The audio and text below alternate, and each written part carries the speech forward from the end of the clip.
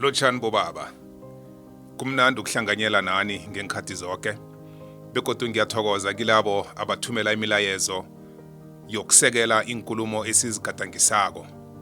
Asibambe nakumlayezo wanamhlanje ngaphandle kokumotshelana isikhathi ngombana isikhathi singekho.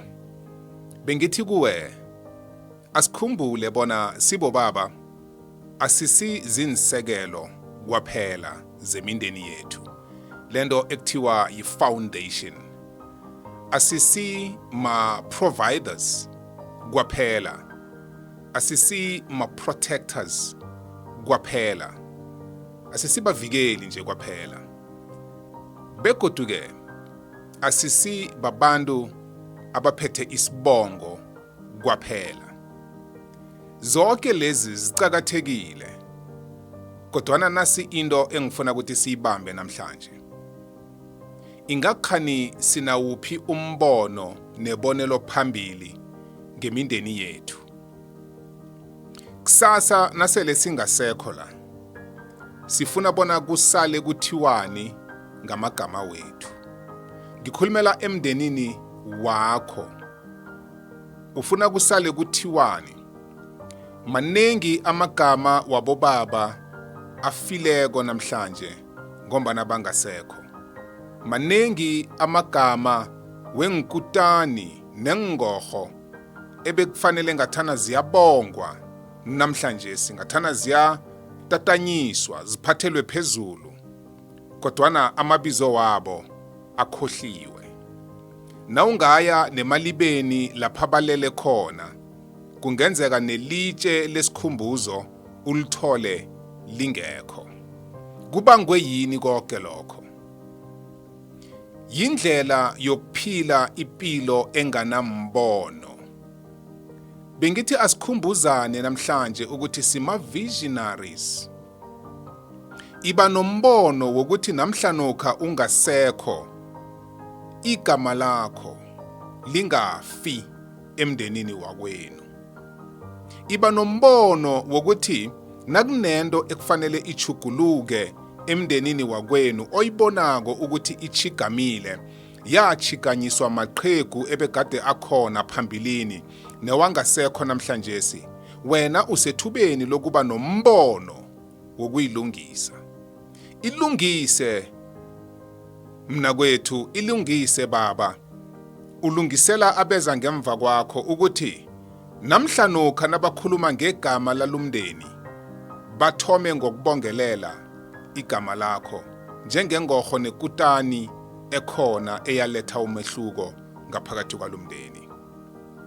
Kulokho ebengithi asikubambe namhlanje ngombana kuqhakatheke khulu kwamambala. Ungakhona ukuthi ulungise ingwegwe ezikhona ngaphakathi emndenini wakwenu ngokuthoma ngokulungisa imimoya ekhona yokungazwani, imimoya yokukhitshana, imimoya yokulwa. Ibangila umuntu obangumholi uthome uzijayeze ngaphakathi emndenini wakwenu ukulungisa ingwegwe.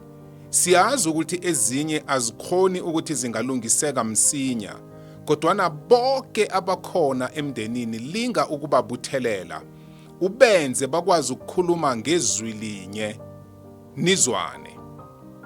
Zibophelele ekutheni into engiyoyithoma ukuyilungisa nokufanele ngithi nanyana ngingasekho kuleli phasi kufanele bazi ukuthi loya bekathi nakafikileko akwazi ukusenza sonke sibe moya munye. Kwesibili, imizwa yethu emndenini ayifani. Abanye imizwa yabo ihlala iphezulu lokhu kokuzibuyiselela, lokhu kokuthi balimazane. Ibangila ubaba okhona ukuthoma ukulungisa imizwa yabantu obelethwa nabo. Ubajayeze ukuthi empilweni kuyenzeka sihagane, kuyenzeka sikhitshane, kodwana imizwa yethu ayibe ngeyokubuyisana. Buholi esinikelwe bona lobo. Ngaphakathi kwakho konke isimilo. Isimilo ozositshala ngaphakathi emndenini nakho similo esinjani. abaningi isimilo sesasilahlekela, sesamukela ukuthi vele impilo inje. Akungakulahlekeli lokho njengomuntu ongubaba. Thoma ukwakha isimilo esivuthweko, abasibone kuwe. Imithetho oyibekako nawe iphile. Imithetho oyibekako ayibe mithetho nawe ozibekela yona okhamba ngayo. Ngoba abaningi sithina sibobaba siyayibeka imithetho, ufumaniseke ukuthi thina ngokwethu asiyilandeli. Khamba ngendlela ofuna ukuthi umndeni wakho ukhambe ngayo. Khuluma ngendlela ofuna ukuthi umndeni wakho ukhulume ngayo. Yenza izinto ofuna ukuthi umndeni wakho uzenze.